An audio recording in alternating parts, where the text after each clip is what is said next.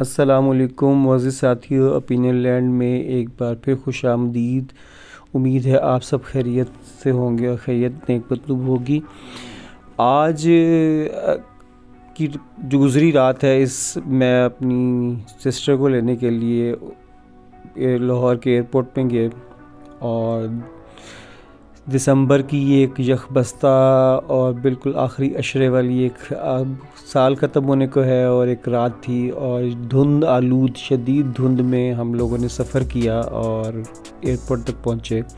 یہ منظر آپ دیکھ رہے ہوں گے ایئرپورٹ پہ، جہاں پہ بہت روشنی ہے، اس کے باوجود دھند کا منظر آپ دیکھ رہے ہوں گے۔ یہاں پہ بہت سے لوگ نظر آئے، کوئی کسی کو چھوڑنے آیا تھا، الوداع کہنے آیا تھا پردیس کے لیے، کوئی کسی کو خوش آمدید کہنے آیا تھا۔ دکھ سکھ کے مناظر بھی تھے، آنکھوں میں آنسو بھی تھے، نمی کے ساتھ لوگ رخصت کر رہے تھے دعاؤں کے ساتھ، اور مائیں اور بہنیں، باپ، بھائی سب رخصت کر رہے تھے۔ آمد پہ خوشیاں تھیں، مل رہے تھے۔ کچھ کسی غم کی گھڑی میں واپس آئے تھے اور ان کے آپس میں گلے لگ کے شدت سے روتے بھی دیکھا۔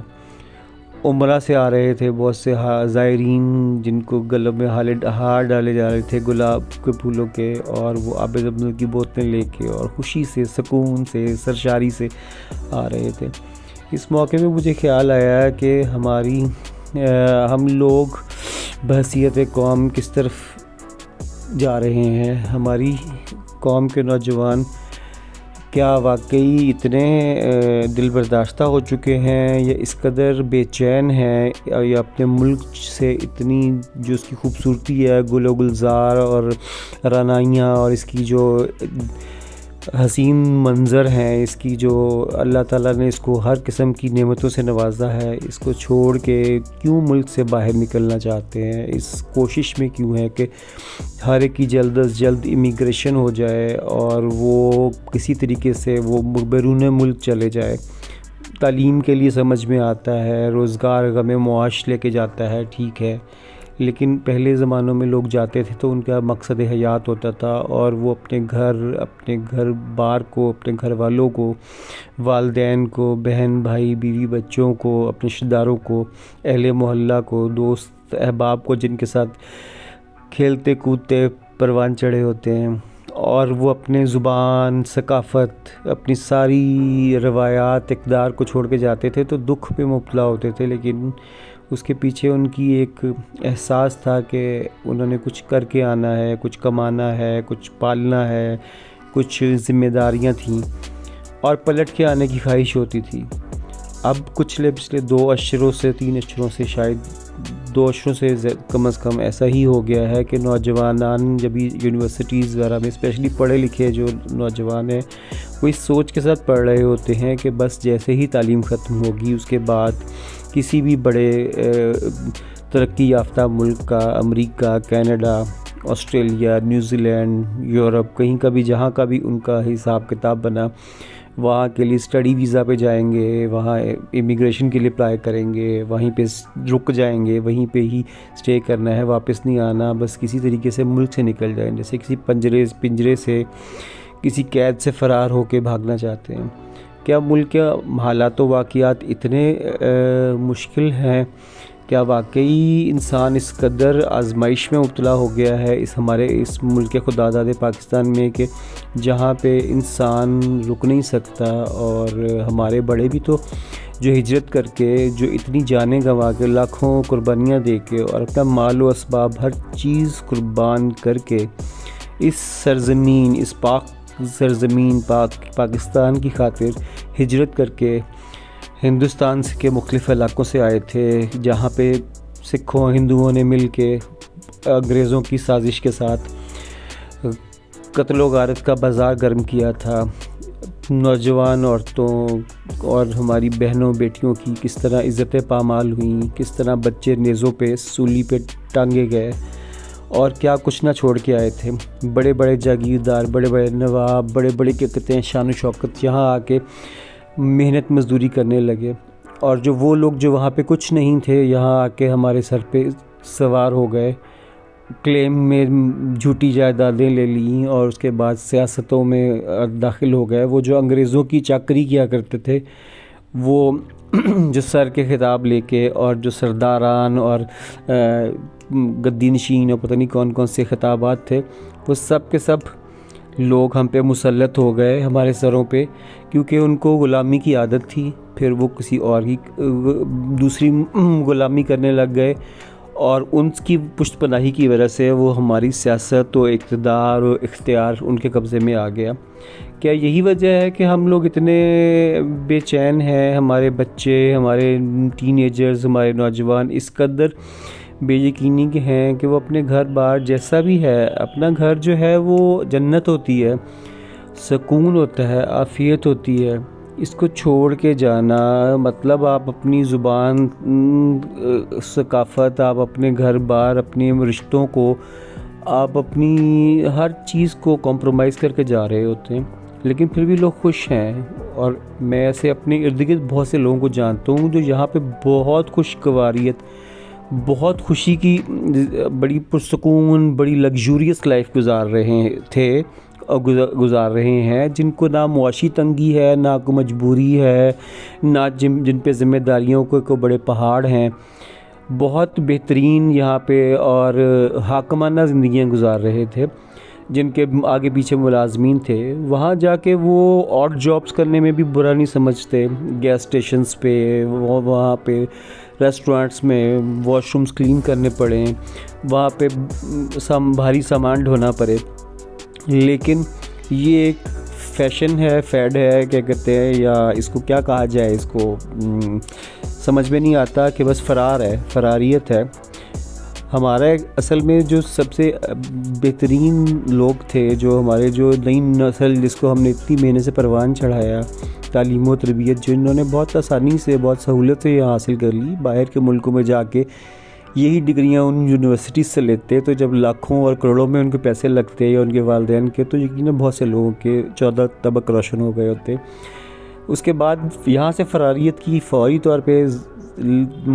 ایک سمجھ یہ آتی ہے کہ نکلو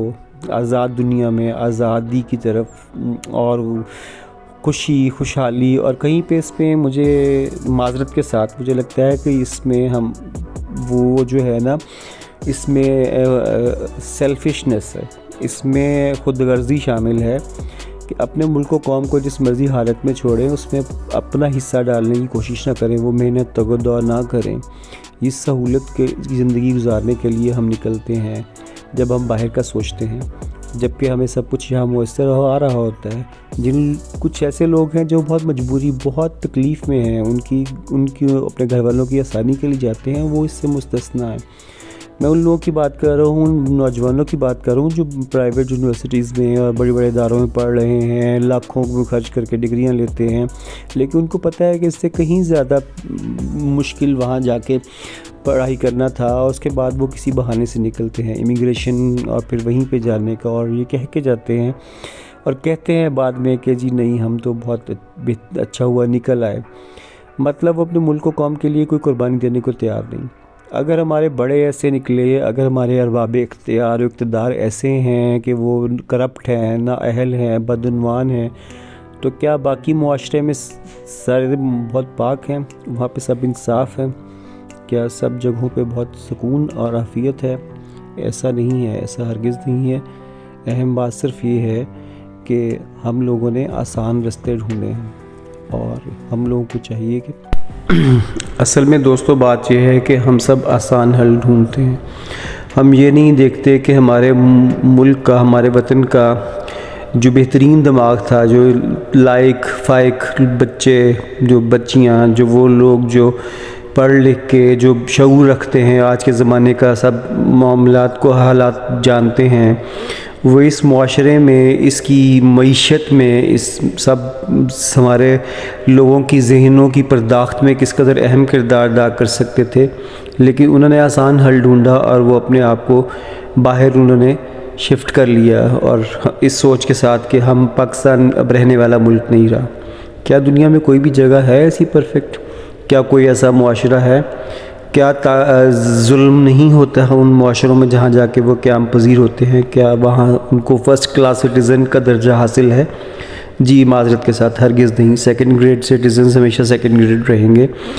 ورنہ ڈاکٹر عافیہ صدیقی کو 86 سال قید کی سزا نہ ہوتی صرف ایک الزام کے اوپر، اور کسی کالج، اسکول، یونیورسٹی میں درجنوں اسٹوڈنٹس کو ایک گن فائر سے مار دینے والے کو لون رینجر اور ذہنی معذور کہہ کے اس کو چھوٹ نہ دے دی جاتی۔ تو بات صرف یہ ہے کہ دوستو یہ سب جو ہے نا ڈھکوسلے ہیں، اور اہم بات یہ ہے کہ جو ہمارے ساتھ ہوتا آیا ہے، ہمارے ارباب اقتدار و اختیار کرتے رہے ہیں، اس کو بدلنا بھی تو ایسے ہی نوجوانوں میں تھا۔ برین ڈرین ہمارے اس وطن کا، ملک کا ہو گیا، تو اور اس کا فائدہ اٹھا رہے ہیں دوسرے غیر ملکی لوگ۔ کیا ہی بہتر ہوتا اپنی صلاحیتوں کو، اپنے ہنر کو، اپنی سارے علم کو اپنے ہی ملک کے لوگوں کو سکھانے پہ، پڑھانے پہ، اور ان کی نشو و نما پہ اور ان کی بہتری کے لیے کام میں لے کے آتے۔ بے شک تھوڑا کم کما لیتے، کھا لیتے۔ چین کی مثال ہمارے سامنے ہے، وہاں کے لوگ بہت کم جاتے ہیں۔ جاپان کی مثال ہمارے سامنے ہے، اور بہت سے لوگ ہیں، جنوبی کوریا کی، اور یہ لوگ بھی کہیں ہم بہت تنزلی سے اٹھ کے ترقی کس منزلوں پہ پہنچے، اس لیے کہ ان کی قوموں میں جذبہ تھا۔ ہمیں لیڈرشپ ایسی نہیں ملی جو ہمیں جذبہ دے سکے، بلکہ آپس میں لڑنے بھیڑنے اور صرف کرپشن اور الزامات کی سیاست پہ جلسے، دھرنے، ریلیاں، اور کسی نے دعوے کیے ترقی و کامیابی کے، روٹی کپڑا مکان کے، کسی نے پاکستان کو فرانس اور پیرس بنانے کے دعوے کیے، اور کسی نے ریاست مدینہ ثانی یا فلاحی ریاست، اور آخر کار پکڑے گئے وہ سرکاری خزانوں سے چوریاں کرتے ہوئے، اور اس کے بعد جھوٹ بولتے ہوئے، یو ٹرنز لیتے ہوئے۔ اور لیکن ہم ان لوگوں کی جنگل سے چھٹ سکتے ہیں اگر ہماری خواہش ہو، اور ہم آپس میں بحیثیت قوم متحد ہو جائیں، اور ان سب کو دیس نکالا ان کو دیں، نہ کہ اپنے آپ کو۔ آئیے سوچئے، یہ موقع ہے، ہم سوچیں کہ ہم اب اپنے ملک کے لیے کیا کر سکتے ہیں۔ جس ملک میں پبلک یونیورسٹیز میں آج بھی تعلیم اتنی سستی ہے کہ جو ڈاکٹر، انجینئرز اور بڑے بڑے اور دوسری ڈگریاں ہیں، یہ کہیں سے لے کے دکھائیے ملک کے کسی دوسرے ملک میں اتنی سستے چند ہزاروں میں یا اگر مل جائیں، اور اس کے بعد باہر اعلیٰ تعلیم کے لیے جائیں اور پھر وہیں رک جائیں، تو یہ زیادتی نہیں ہے پاکستان کے ساتھ، پاکستانی قوم کے ساتھ، جو پہلے ہی تبدیلی کی منتظر ہے، جو کسی مسیحا کے انتظار میں ہے، اور جو مجبور لوگ ہیں، وہ لوگ جو نہیں نکل سکتے، جن کو آواز نہیں اٹھانی آتی، جن کو اپنے حقوق کا نہیں پتہ، ان کو شعور دینے کی بجائے ہم اپنے شعور سمیت، اپنی ساری علم سمیت ہم اپنے آپ کو راہ فرار کے راستے پہ لے کے چلیں، تو یقیناً یہ ایک کڑوا سچ ہے۔ آئیے اس کو قبول کریں اور کوشش کریں کہ جو 75 لاکھ یا 80 لاکھ کہہ رہے ہیں کہ 2022 میں صرف نوجوان، جس میں زیادہ اکثریت نوجوانوں کی ہے، افراد نے پاکستان کو مکمل طور پہ چھوڑ دیا، امیگریشن حاصل کر لی، یہ چیز ختم ہو جائے، اور اگلا 2023 میں لوگ واپس آئیں پاکستان، اس کی ترقی و کامیابی اور فلاح کی میں اپنا حصہ ڈالنے کے لیے۔ انشاءاللہ اس مثبت نوٹ پہ اس بات کو ختم کرتے ہیں۔ اس ویڈیو کو لائک پسند آئی ہو بات، اور آپ اتفاق کرتے ہوں یا اس سے انکار کریں، اس سے نا اتفاق کرتے ہوں، کمنٹ سیکشن میں بتائیے گا، یا آپ کا اس بارے میں کیا خیال ہے، اپنا اظہار خیال بھی ضرور کیجئے، سبسکرائب کیجئے، لائک کیجئے، شیئر کیجئے، اور ہمارے ساتھ جڑے رہیے گا نئے سوچ، نئے خیالات، نئے اپینینز کے لیے۔ بہت شکریہ، اللہ حافظ۔